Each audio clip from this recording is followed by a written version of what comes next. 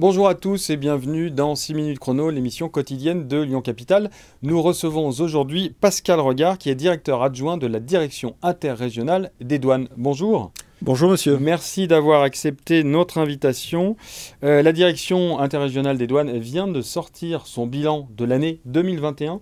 Peut-être nous rappeler en quelques mots cette direction, c'est qui? C'est combien de personnes? C'est quoi? Alors, la direction interrégionale des douanes Auvergne-Rhône-Alpes coïncide exactement avec la région. Elle a son siège à Lyon.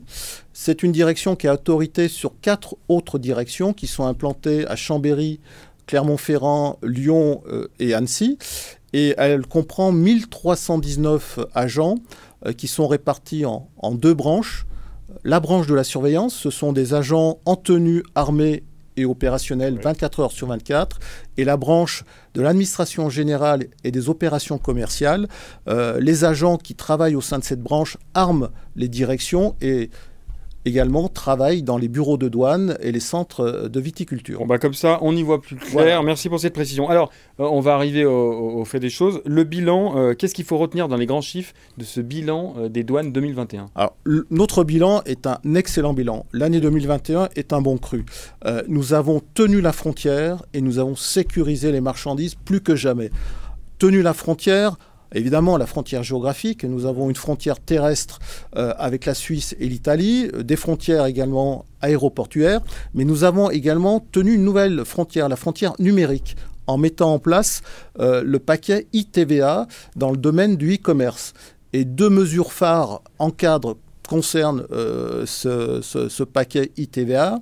L'obligation de déclarer de manière électronique au premier euro de marchandises importées et la suppression d'une niche fiscale qui concernait les envois jusqu'à 22 euros. Donc frontière numérique et frontière, j'allais dire, frontière terrestre, frontière géographique. Alors, allez, bilan, donnez-nous les chiffres à retenir. Un bilan, donc nous avons sécurisé les marchandises, et quand on dit sécuriser les marchandises, nous avons lutté contre la criminalité organisée, la criminalité transfrontalière. Alors, quelques chiffres. En matière de contrebande de tabac, nous avons saisi 37 tonnes en 2021 contre 11 tonnes en 2020. Donc vous voyez le cap. Donc nous avons été particulièrement efficaces et redoutables. Je précise que la lutte contre la contrebande de tabac est une priorité pour l'administration des douanes. En matière de produits stupéfiants, nous avons également saisi 8 tonnes 4 contre 5 tonnes 5 en 2020. Pareil, une grosse Là, c'est toujours pareil, une grosse progression. Et nous avons saisi en priorité principalement de la résine et de l'herbe de cannabis en provenance du Maroc via l'Espagne, qui sert de zone logistique. Nous avons également, et c'est peut-être moins connu, intercepté 11 millions d'euros en liquide. Il y a des voyageurs qui oublient de faire des déclarations lorsqu'ils franchissent la frontière, et puis ces 11 millions ont été saisis également au titre du blanchiment, au titre de l'argent sale. Et enfin, dernier chiffre que je vais vous communiquer, nous avons intercepté, saisi plus de 325 000 articles contrefaisant des grandes marques. Alors, on le voit bien, ce sont des chiffres quand même qui sont des chiffres énormes. On voit bien les augmentations. 8 tonnes 4 de stupéfiants contre 5,5 tonnes, 37 tonnes de cigarettes contre 11. Comment on explique ces augmentations quand même les augmentations sont dues au fait qu'en 2021, on a assisté à une augmentation des trafics licites et illicites. Puisqu'en 2020, vous l'avez noté, il y a eu des opérations qui ont eu lieu un peu de partout en France et qui ont nécessité un confinement. Et donc, il y avait du stockage de produits illicites un peu partout autour de la France. Et à partir de 2021... Ça s'est réouvert. Ça s'est réouvert, les frontières se sont réouvertes et les produits licites, mais également et surtout illicites, se sont mis de nouveau à circuler.